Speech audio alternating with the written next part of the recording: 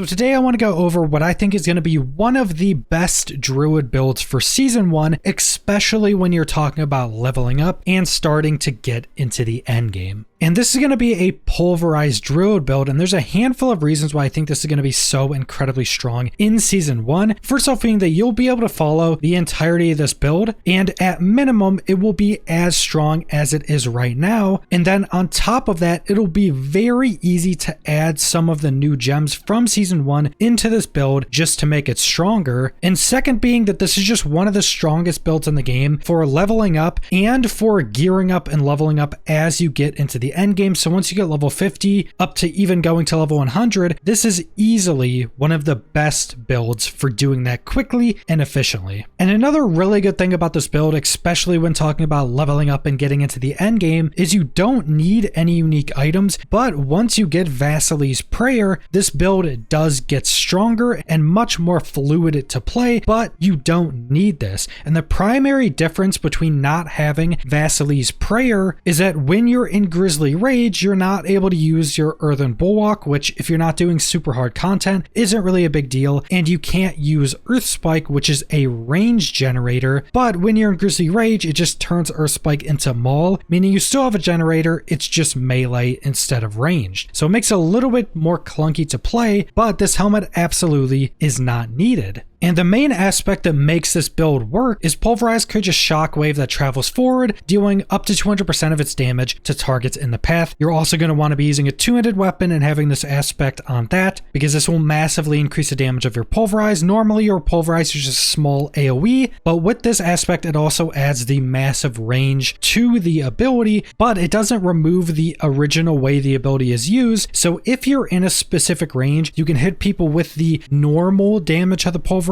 and also the long range shockwave. So if you're leveling up and you get this aspect, you can basically start to use this build. Also, only 6% of people that watch my videos are subscribed, so make sure to subscribe if you want to keep up with all of my Diablo 4 content. Thank you. And then next up, we have our skill tree, starting off with Earth Spike, which is our generator. You do need to use your generator a little bit with this build, especially if you're fighting bosses. Then we only need upgrade 1, has a chance to stun enemies. You don't need any of the other upgrades because the primary one you would take just fortifies you. And this build already has a ridiculous amount of fortify. That's one of the biggest issues I see with a lot of pulverized builds, is they just pack on way too much fortify in their skill trees and waste a bunch of points. Then we're going down 5 points into Pulverize, which is our main damaging ability for this build. Upgrade 1, it causes every 12 seconds to have a guaranteed overpower if you are healthy, which you're going to be most of the time anyway. Guaranteed overpowers are massive damage increases. Upgrade 2, enemies hit by Pulverize deal 20% less damage for 4 seconds, so a massive damage reduction off our main spammed ability. Then we're going into Earthen Bulwark. It's an absorb, which is nice, but upgrade 1 also makes you unstoppable while it's active, and having more unstoppable is always good. Becoming CC'd is one of the main ways you would end up dying. Then we're going into Debilitating Roar, a massive damage reduction to enemies around you. Upgrade 1 fortifies you some more, which we don't really need, but then upgrade 2 heals you for a pretty large amount every second it's active. Having this pretty big heal is very nice. Then we're going down taking Trample, primarily for the movement. It can do some decent damage. Upgrade 1 makes it do more damage the less enemies you hit. Upgrade 2 causes you to generate Spirit when using this. A lot of people will again go the other upgrade that fortifies you, but we absolutely don't need that. Having the Spirit on this is very good because you'll be using this a lot to move around more quickly, so being able to keep your Spirit very high in between fights is a very big boon. Then we're going down taking Grizzly Rage. Grizzly Rage is a big part of the build, gives us damage reduction, damage increases, makes us unstoppable, buffs basically everything. Upgrade 1 makes us unstoppable. Upgrade 2 fortifies us for a large amount every second it's active, one of our main ways to generate fortify as well. Then our capstone is Earthen Might, damaging enemies with an earth skill, has up to a 5% chance to both restore all of your spirit and cause all of your attacks to be crits. Then you have an increased chance of proc this on crits and if the target is stunned, immobilized, or knocked back. So this is going to be proccing quite a lot of the time. Then for our passives, we have 1 in the Heart of the Wild, so we can get to Wild Impulses. Your core skills cost more, but do a lot more damage. I also have 3 of this on my necklace. That's definitely something I want to change. I think this is a good talent, but having 3 on your necklace, I think makes your core skill a little bit too expensive, especially once you're leveling up and don't have everything you have at, say, level 100. Then 2 into Abundance. Your basic skills generate more spirit. This very much helps on boss fights, and we only have 2 because we have the points elsewhere. But if you're feeling like you're a little bit more spirit starved, you can take a point out of a different passive and put it into this. Then 3 into Predatory Instinct. If enemies are close, you have an increased critical strike chance, which is nice because if enemies are getting close to you, they're probably staying alive. So having more crit to kill the tankier enemies is always going to be good. Then Iron Fur, you gain damage reduction while in Werebear, where in Werebear basically 100% of the time. Then we're going down, taking 1 into Ancestral Fortitude, so we can get Vigilance. You gain damage reduction after using a defensive skill. We have 2 defensive, so this is going to be up a decent chunk of the time. Then we're going down, taking Nature's Reach. Deal 9% increased damage to distant enemies. Double this bonus if they are slowed, stunned, immobilized, or knocked back. All enemies are slowed when you hit them, so this is going to be doubled basically 100% of the time. Then we're going down, putting 3 points into Crushing Earth. Earth skills deal more damage to CC'd enemies, so this is going to be procced basically 100% of the time. Safeguard, critical strikes with Earth skills fortify you for 7% of your base life. This is one of the main reasons you don't need Fortify in other areas, because if you pulverize a big group of enemies, you're going to crit a lot of them, and it's going to spam Fortify you pretty heavily. You can legitimately hit a group of enemies with a crit pulverize and fortify yourself for 100% of your life. If you're noticing you're fortified 100% all the time, you could even take points out of this and put them in other areas. Then we have 3 into Stone Guard. While you have Fortify for over 50% of your max life, your Earth skills deal 12% increased damage, so another massive damage increase is going to be procced 100% of the time. Then we're putting 3 into Defiance. Nature skills deal more damage to elites, another big damage increase. Circle of Life, skills that consume spirit heal you for 3% of your max life, so every pulverize we get a decent heal. Then 3 into Natural Disaster. Your Earth skills deal increased damage to vulnerable enemies, and every enemy we hit is instantly going to be vulnerable, so another pretty big damage increase. Then next up we have our Spirit Boons, Wariness to take reduced damage from elites, Talons to give you increased critical strike chance. I think this will also be much better for leveling up. If you need to be more tanky, you can take the increased maximum life. I know some people do use attack speed, but I don't think that's really worth in a pulverized build because you'll just end up using way too much spirit and you won't get as much benefit from that attack speed. Then Calamity, increase the duration of your ultimate skills, which is always going to be good for Grizzly Rage. Then Obsidian Slam, every 20th kill will cause your next Earth skill to overpower. This is very good, especially when you're facing tons and tons of enemies. You'll be overpowering quite a lot. Then Calm Before the Storm, a lucky hit. Nature skills have up to a 10% chance to reduce the cooldown of your ultimate, so we can be in Grizzly Rage more of the time. And then next up we have our Paragon Boards. Now I'm primarily going to be going over the board selection and the glyphs, but there will be a link in the description to a build planner so you can follow point by point if that's what you want to do. Now, as this is a little bit more focused on using it for season 1 for leveling up and starting into the end game, I would recommend once you hit level 50 and have enough points, start with the exploit glyph in the starting board because there is enough dexterity within range of a level 1 exploit glyph to get the secondary effect. And the secondary effect is a primary thing you want, which is when you damage an enemy, they become vulnerable. This can happen once per 20 seconds per enemy, so when you hit enemies, they become vulnerable instantly. This is the main thing you're going to want. This is the main way we apply vulnerable, and you can get it on the starter board with having the glyph at level 1. So it's very important to start out with that when you're starting out a new character and you're not really high level. But as a higher level build, we're starting off with Spirit, critical strike damage with core skills increased, and then critical strikes increase the damage an enemy takes from you by 2% up to 12%. Going to be a pretty big damage increase all around. Then we're going up and taking the Survival Instincts node. While in Werebear, you deal up to 50% increased damage for every 1% difference in life total between you and the enemy. So if an enemy's at 50% life, you're at 100%, you're going to be dealing more damage to them. And the lower you get an enemy, the more damage you'll be doing to them. So just a big damage increase. Then we're taking the Earth and Sky glyph, which increases increases the bonus for all magic nodes within range. Then nature skills deal more damage to crowd controlled or vulnerable enemies. This is very good because you can take a lot of the magic nodes within range, get some massive damage increase while in werebear, and some total armor while in werebear. But another big reason for taking glyphs like this is you can put more or less points into the dexterity or the intelligence nodes within range to get a lot of the secondary effects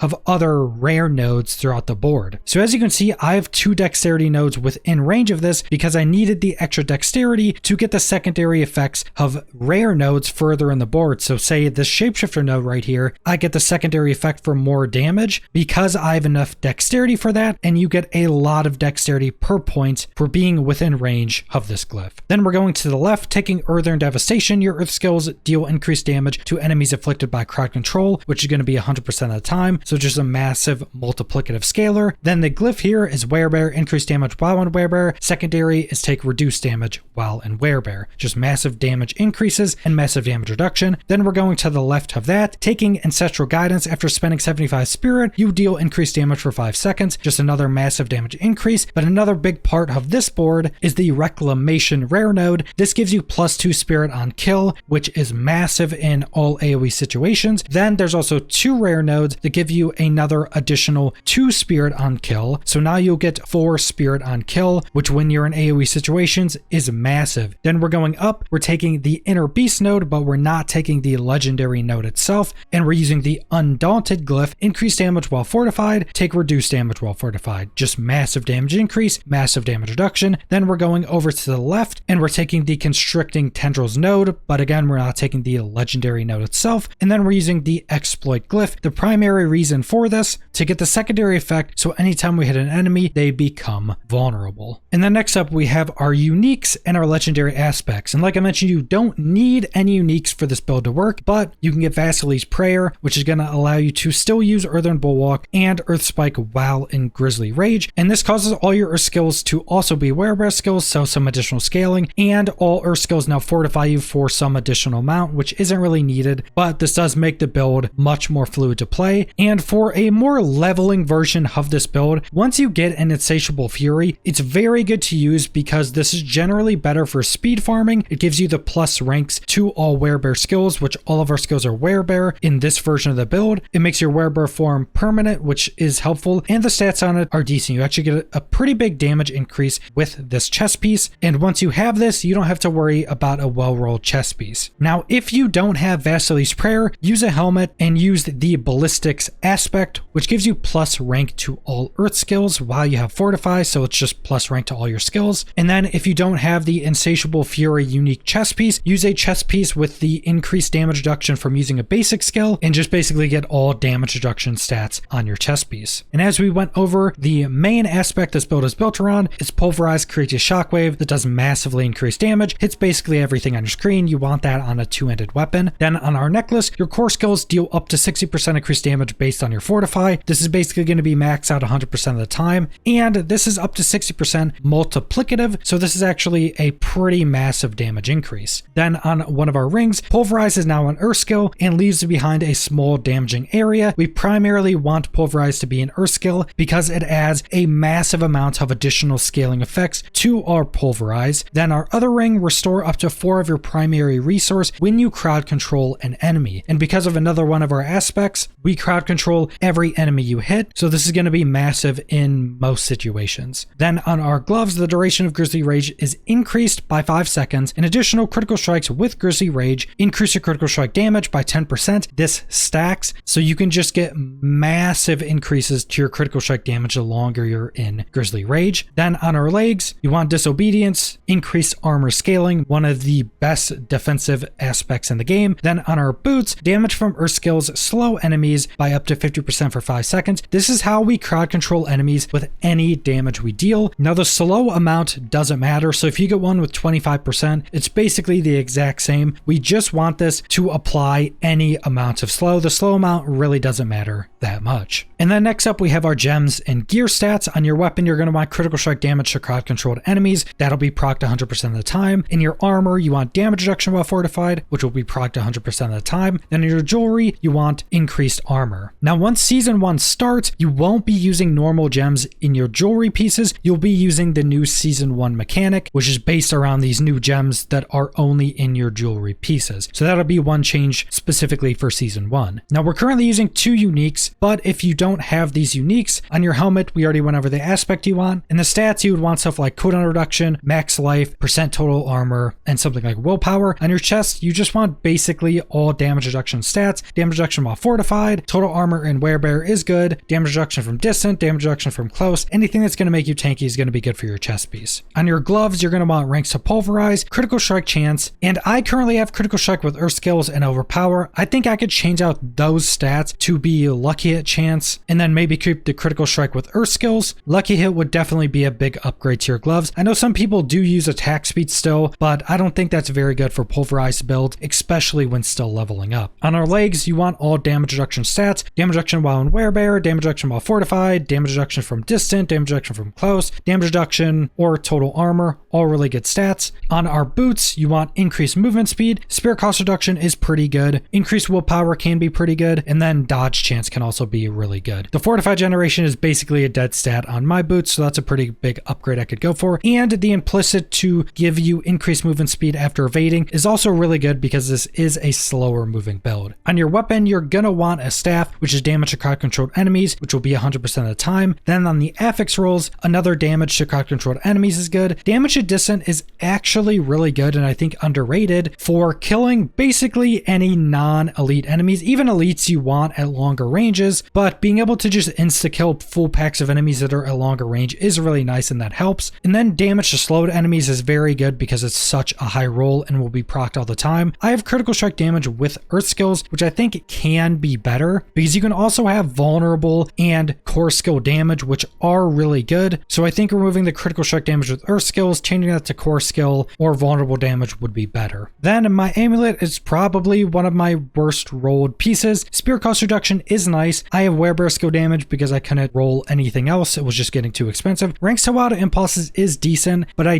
do think I would want to change it out because it just ends up making your pulverize cost too much. Then I have ranks to all wrath skills, which I do want to change out as well. It does give ranks to trample, but I don't think that's really that useful. My necklace for this build specifically is kind of weak. You would want movement speed. You could get cooldown as well, or you would want ranks to crushing earth or nature's reach. Those would be really good as well. Then on our rings, I've been changing up my rings, but I think the best rolls are going to be critical strike chance, lucky hit chance, vulnerable damage, and then maximum life. You can also get critical strike damage if you want more damage instead of max life, but I think max life is still going to be better than that in general, especially when you start trying to do harder content. But that's the entirety of this build, and I think this build's going to be so good for Season 1 because at a base, it's going to stay at the same power level and it will probably become stronger with some of the new additions for Season 1. It's one of the easiest Druid builds to put together that's very strong into the end game. You don't need any uniques, but getting some uniques do make it stronger, and the aspects you need for this build are also generally pretty easy to get. The gearing's generally pretty easy, and it's a pretty simple build to use. There's nothing crazy you have to do. It's basically jump into Grizzly Rage, spam your Pulverize, and it's going to hit the entire screen. But that's all I want to go over, so thanks for watching.